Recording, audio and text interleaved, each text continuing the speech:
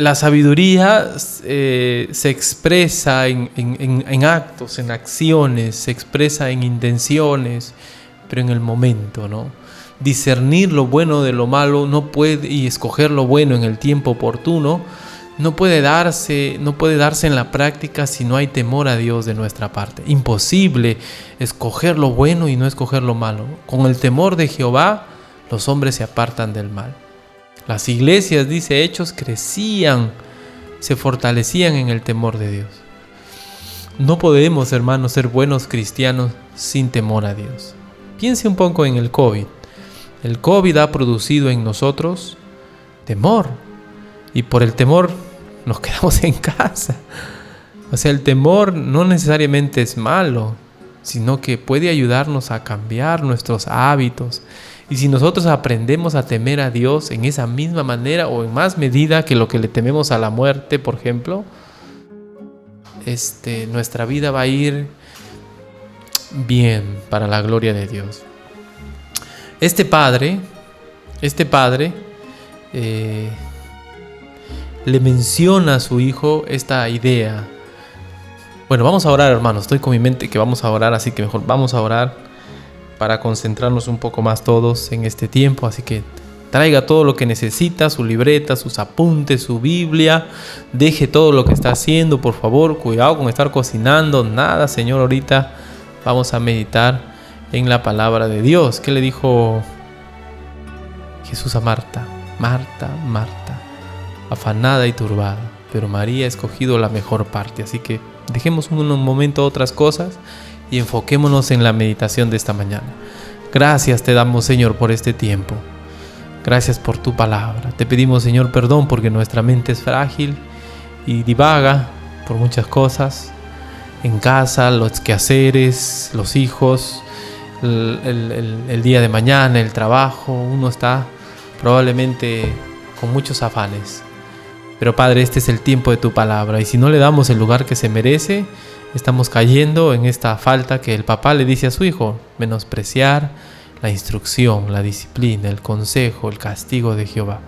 Ayúdanos, Señor, a tomar en cuenta tu palabra cada vez más, y en este tiempo disponernos con todo nuestro ser a meditar en la palabra de Dios. Si estamos cansados, ayúdanos, Señor, a tomar medidas, a tomar agua, a tomar un momento de aire y poder, Señor, estar alertas a tu palabra. Si somos distraídos, ayúdanos a tomar una nota, a dejar el celular, quizás nos está distrayendo, y ponerlo un poquito más lejos si estamos mirando la transmisión de otra manera. Ayúdanos, Señor, hay formas, pero debemos esforzarnos, Padre, porque somos responsables delante de ti.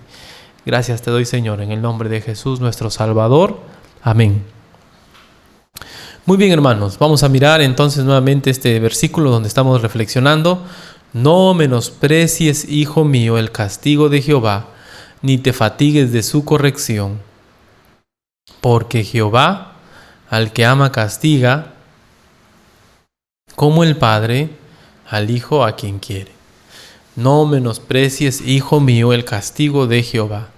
Y estamos diciendo que la palabra castigo no es en realidad castigo necesariamente. Por alguna razón han traducido castigo, pero es una palabra que tiene más significados: instrucción, consejo, disciplina, mandato. Entonces parece que el significado de la palabra va más allá que del simple castigo en el cual se ha traducido y que nosotros entendemos como castigo. Lleva la idea de todo el rigor, la disciplina, los límites, las instrucciones, los mandamientos que Dios nos da. Y también, obviamente, también el castigo.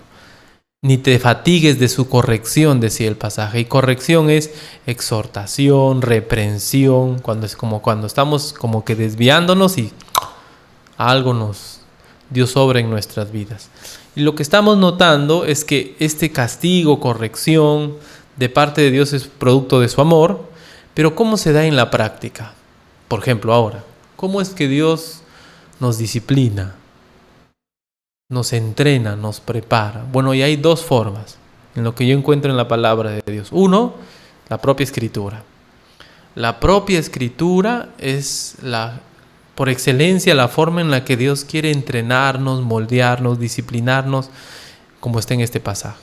Si yo menosprecio la Escritura, estoy menospreciando a Dios y estoy menospreciando su disciplina, su entrenamiento, su castigo, su forma de tratar conmigo. Y no debo hacerlo. Debo valorar a Dios. Y eso implica valorar su palabra. Y estamos mirando varios pasajes que nos enseñan ello. Que Dios va a moldearnos primordialmente a través de la palabra de Dios. Exclusivamente, casi puedo decir, a través de la palabra de Dios. Porque aún otras circunstancias, otras cosas, lo vamos a interpretar a la luz de lo que creemos. Y si nosotros menospreciamos la palabra de Dios, cualquier cosa vamos a concluir. No, debemos valorar la palabra de Dios. ¿Qué significa eso? Meditar en ella constantemente. Creo que eso se resume.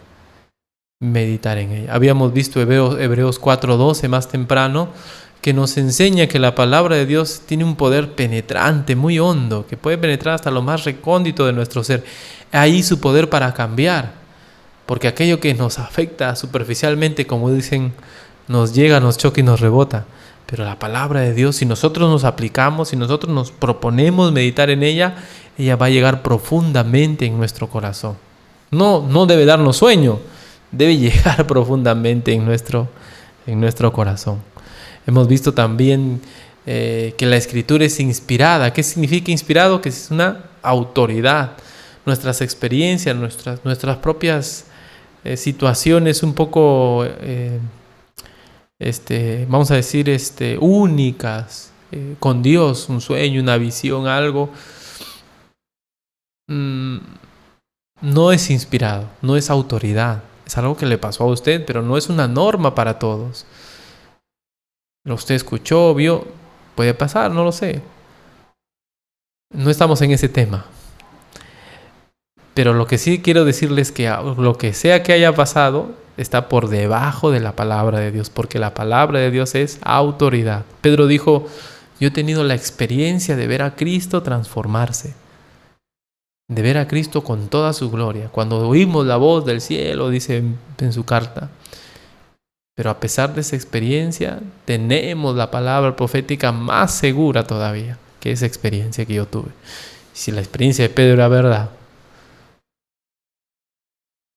Dios le permitió ver eso, no podemos dudar de eso.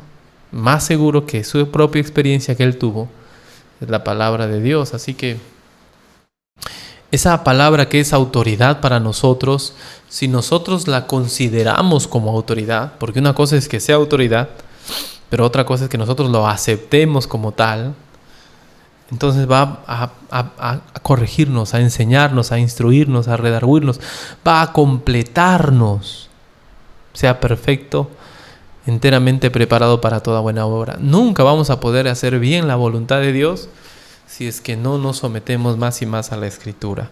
Entonces miren cómo Dios quiere moldearnos a través de su palabra. Habíamos leído también Colosenses 3:16, donde se nos enseña que la palabra de Cristo mora en nosotros y nos exhorta, nos hace llegar. No noten Colosenses 3:16, la palabra de Cristo mora en abundancia en vosotros, enseñándoos y exhortándoos unos a otros en toda sabiduría. Hasta ahí nada más. Exhortándoos en toda sabiduría. La capacidad de la palabra de Dios para ayudarnos a discernir lo bueno de lo malo y exhortándonos unos a otros para escoger lo bueno en el momento oportuno. Y luego hemos leído Mateo, capítulo 7, versos 24 al 27, donde hemos estado mirando la prudencia y la sabiduría. El Señor Jesús dijo, cualquiera pues que me oye estas palabras y las hace, note, oír y hacer, le compararé a un hombre prudente que edificó su casa sobre la roca. El prudente es el que oye y hace.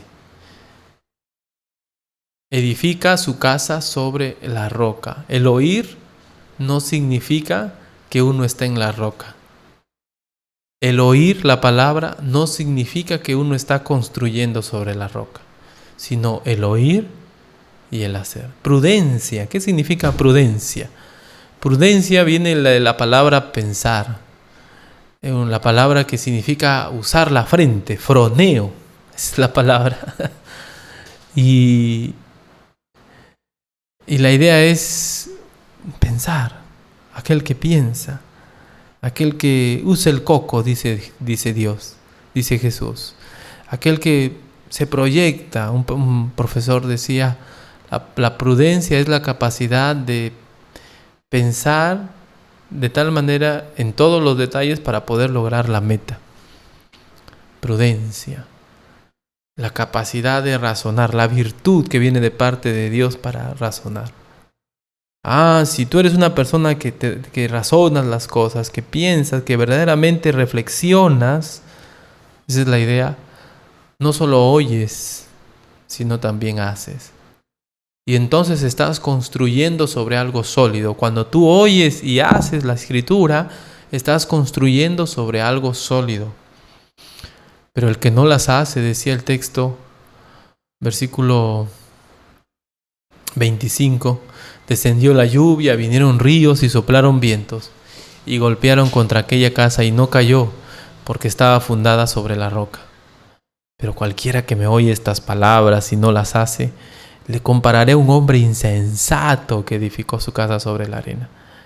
Es no pensar, ¿no? Uno estaba el otro día, me acuerdo del fenómeno del Niño, y un lugar por donde iba el cauce del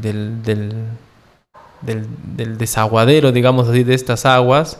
Las aguas se acumulan en las quebradas entre los cerros aquí atrás de nosotros y descienden al mar por unas quebradas, unas cauces naturales, ¿no?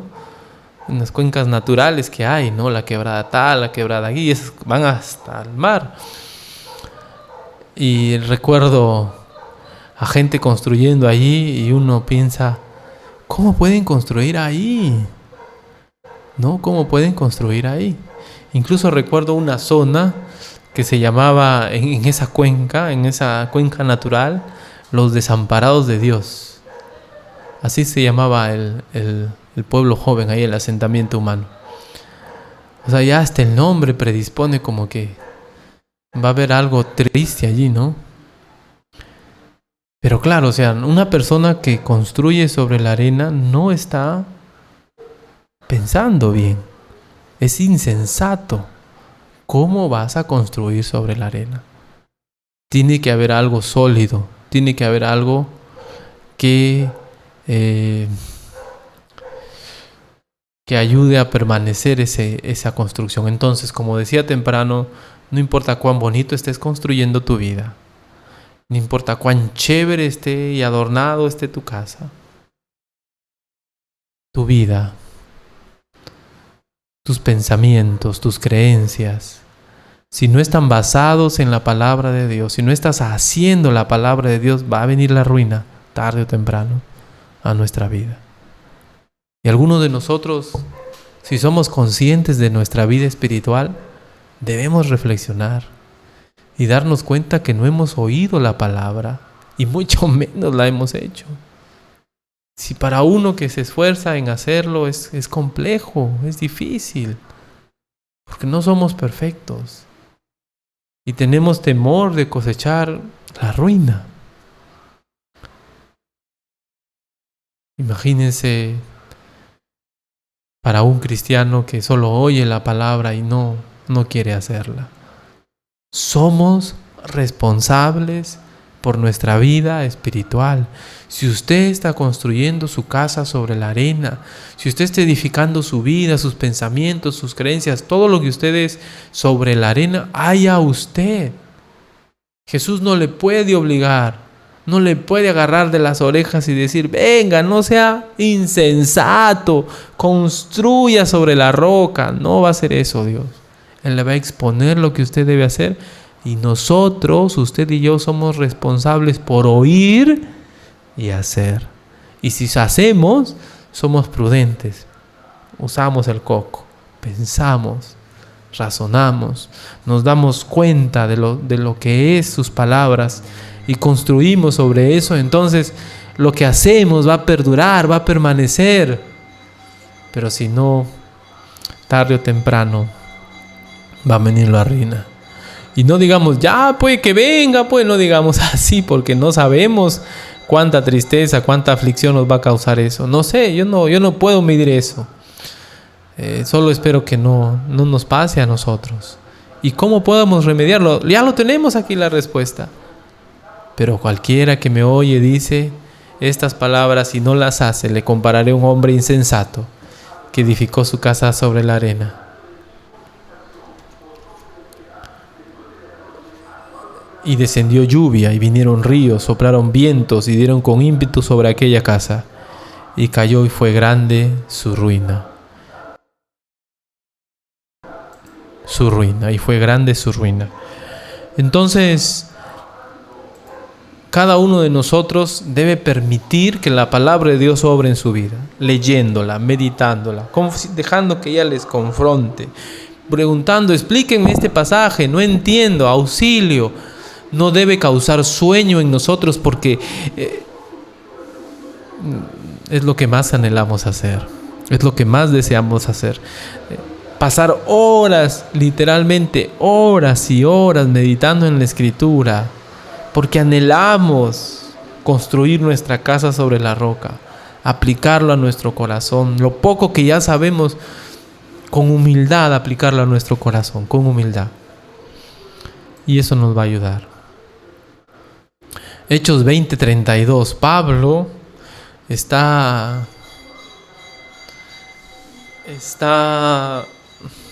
despidiéndose de los ancianos de Éfeso, y Pablo está con el temor de que él sabe que va a haber falsa enseñanza, él sabe que va a haber falsos maestros. Miren, hermanos, el peligro en una congregación es la falsa enseñanza, son los falsos maestros. Mire usted, algunas congregaciones donde hay mala doctrina son muy amorosos, son muy cariñosos, son muy preocupados los unos por los otros, son muy evangelizadores, digámoslo así, salen, son muy arriesgados, son muy fervorosos, son muy entusiastas, pero no tienen buena doctrina, están perdidos. Incluso yo creo que darían su vida por sus creencias, algunos de ellos, o nos matarían por sus creencias, pero tienen mala doctrina. Claro que nosotros debemos crecer en amor, claro que nosotros debemos crecer en fervor, en la evangelización, en ser de mejor testimonio. Claro, nosotros debemos crecer en eso. Pero la base siempre será la doctrina.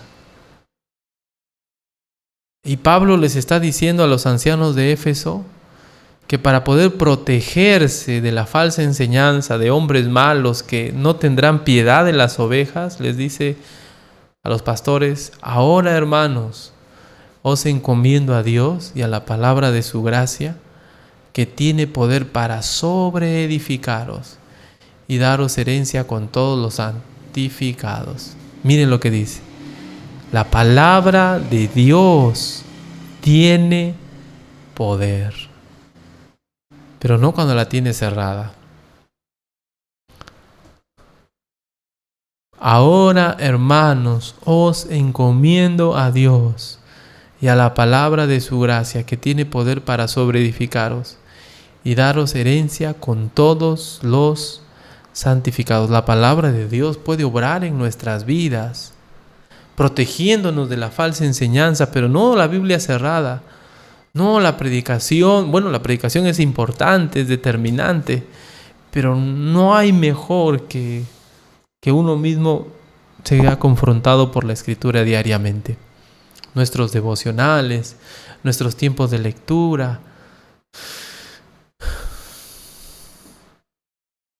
Vamos a tropezar siempre con nuestras flaquezas si es que nosotros no nos aferramos a la palabra de Dios. Y por allí no va a faltar un falso maestro, alguien que nos enseñe el error y nosotros le vamos a creer porque no estamos fortalecidos, cimentados en la palabra de Dios. Créame, vamos a ser engañados por el error.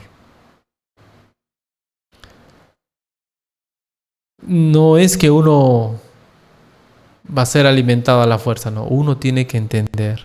Si no me sujeto a la Biblia, si no empiezo a practicar la palabra de Dios en mi vida, si no atesoro la palabra con el mejor deseo y el mejor de los sentidos de estudio, de esfuerzo y aplicación a la vida, no es, en realidad lo que estoy haciendo es menospreciar a Dios, y eso va a traer consecuencias. Primera a los Corintios 10:11. Primera a los Corintios 10:11. Miren lo que dice. Primera a los Corintios 10:11. Miren lo que dice, por favor. Y estas cosas les acontecieron como ejemplo y están escritas para amonestarnos a nosotros, a quienes han alcanzado los fines de los siglos. Y estas cosas les acontecieron como ejemplo y están escritas para amonestarnos a nosotros, a quienes han alcanzado los fines de los siglos. Pablo, en el contexto, capítulo 9 de Primera a los Corintios, está hablando de su servicio a Dios en la predicación del Evangelio, en la evangelización. Y él dice, yo me esfuerzo por hacerme esclavo de todos para ganar a muchos. Golpeo mi cuerpo. Y luego él menciona, porque no quiero, hermanos, que ignoréis que el pueblo de Israel estuvo en el desierto y bajo la nube y bebían de la roca espiritual que era Cristo, pero no fueron santos, no fueron piadosos, o sea, no se alejaron del pecado. Y entonces Dios los exterminó. Toda una generación perdida en el desierto, dice Pablo. Y eso que les pasó a ellos es ejemplo para nosotros, para amonestarnos. La Escritura está llena de muchas de esas historias, pero no para asumir de alguna manera su vida de ellos, es decir, no somos israelitas, sino como ejemplo para nosotros.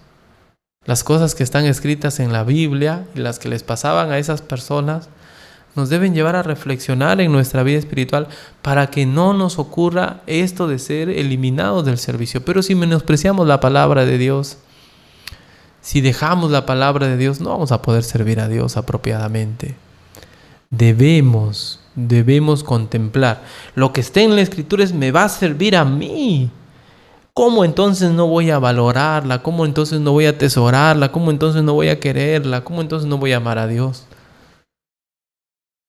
Pero despreciarla tiene consecuencias para nuestra vida. Salmo 1:1 y 2. Bienaventurado el varón que no anduvo en consejo de malos, ni estuvo en camino de pecadores, ni en silla de escarnecedores se ha sentado. Miren los primeros pasajes. El primer versículo habla de personas que menosprecian a Dios, los malos, el consejo de malos. Esos no valoran a Dios, no valoran su palabra, porque consejo de malos significa sus pensamientos, sus ideas, sus ideologías. Consejo es eso.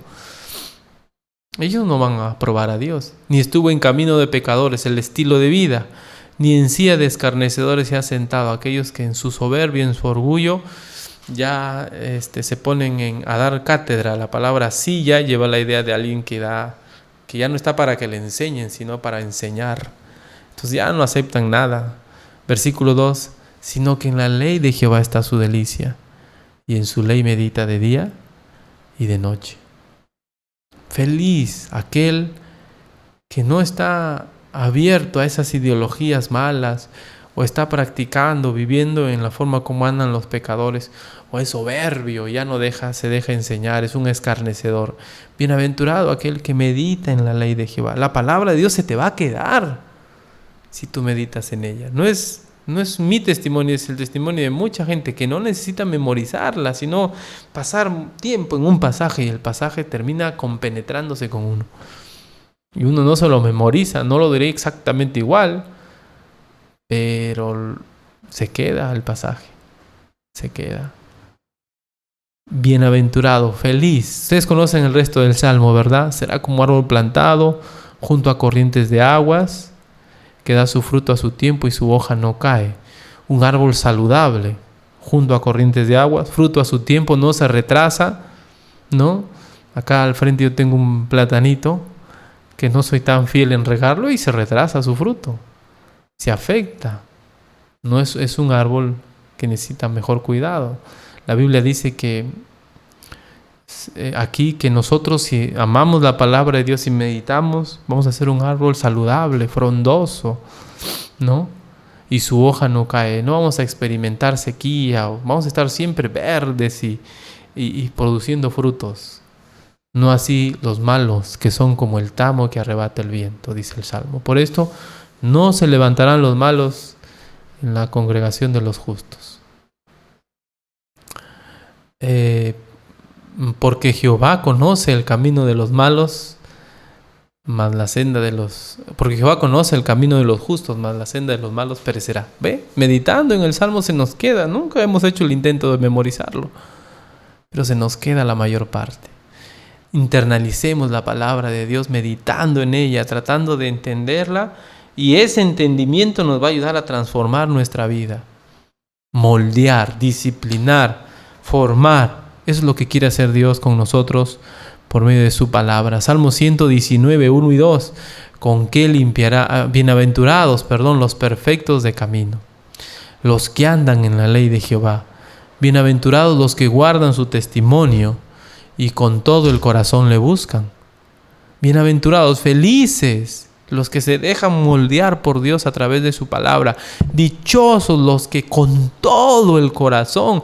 Noten, no es algo superficial, no es algo del domingo, es algo que lo haces toda tu vida. Es una convicción. Con todo el corazón significa que es una convicción para nosotros buscar a Dios. Es una convicción para usted, para mí. Es algo que está tan arraigado que uno no puede pasar un tiempo sin leer la palabra de Dios. Con todo el corazón le buscan. Note la diferencia.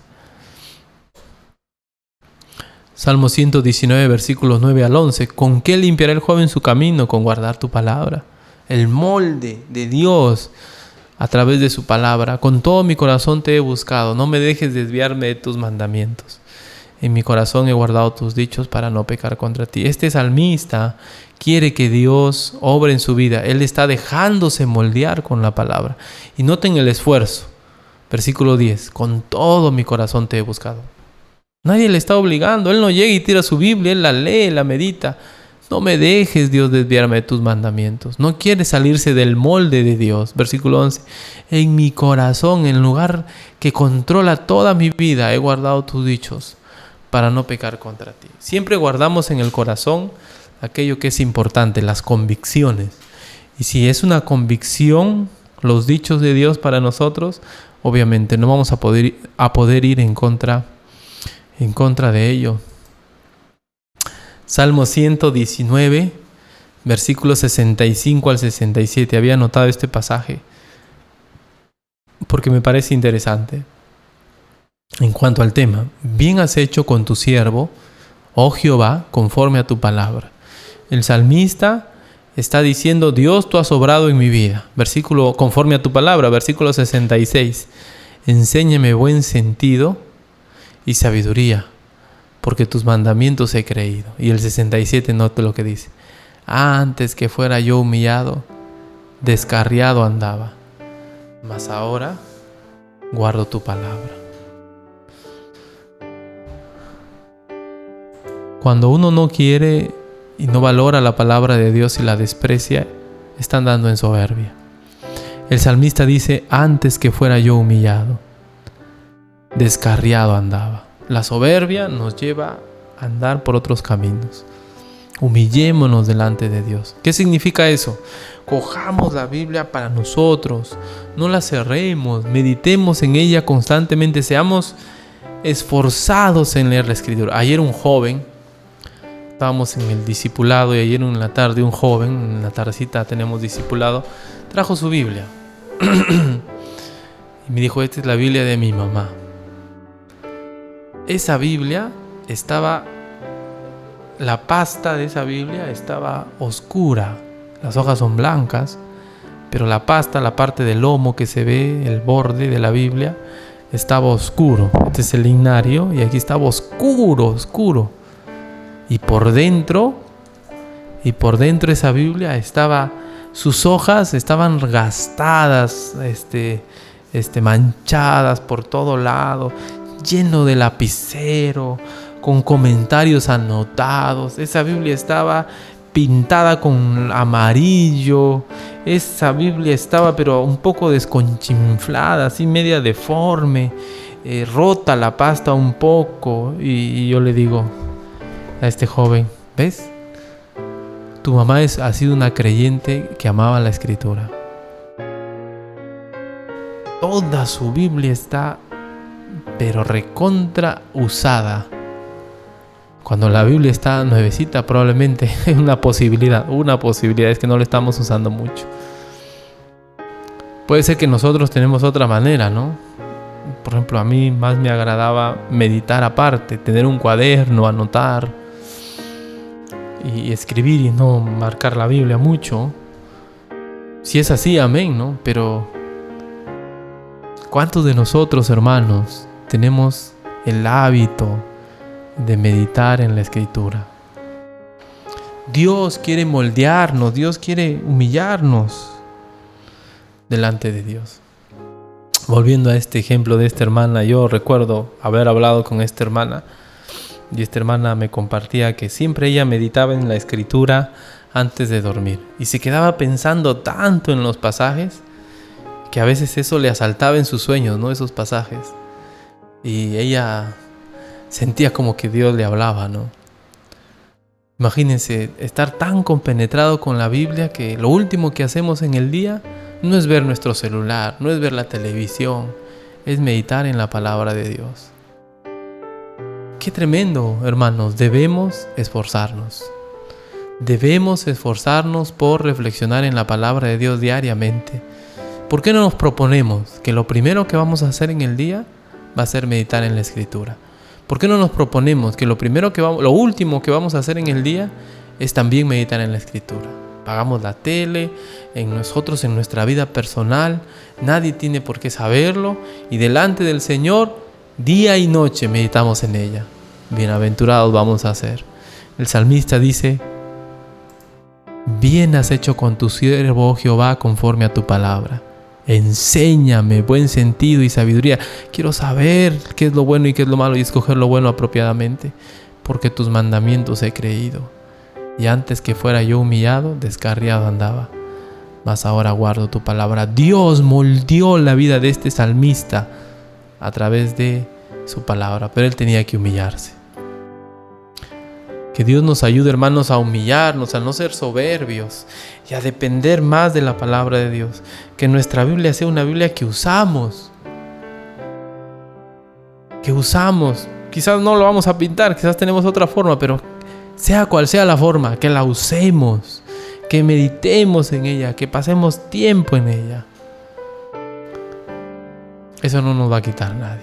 Depende de nosotros, de nuestro esfuerzo para con Dios. Jesús dice: sean prudentes, reflexionen, construye, haz tu casa sobre la roca, obedece la Escritura. Gracias, Señor, te doy por esta mañana. Muchas gracias, Padre, por tu palabra. Es una bendición muy grande, Señor, poder tenerla ahora después de que mucha gente se ha esforzado, han dado sus vidas para que tu palabra llegue a nuestras manos. Y ahora nosotros la tratamos muchas veces como cualquier cosa, como un adorno, como un amuleto, pero no como debe ser, como la norma, como la autoridad para nuestras vidas. Ayúdanos, Señor. Tú quieres moldearnos con tu palabra, pero nosotros, Señor, podemos caer en esto de menospreciarla y menospreciarte a ti cuando no, Señor, la meditamos diariamente. Ayúdanos, oh Dios. Qué bonito es escuchar tu palabra, pero debemos hacerla. Lo importante es llevarla a cabo. Gracias te doy, Señor, por este tiempo. Gracias por los hermanos, por sus vidas. Y si hay alguien que no te conoce, Padre, alguien que necesita de tu salvación, hazle ver su necesidad. Necesita arrepentirse y creer en Jesús como su Señor y como su Salvador. Oro, Padre, por todo esto. Ayúdanos, Señor, que tu palabra gobierne nuestras vidas. En el nombre de Jesús, nuestro Salvador. Amén.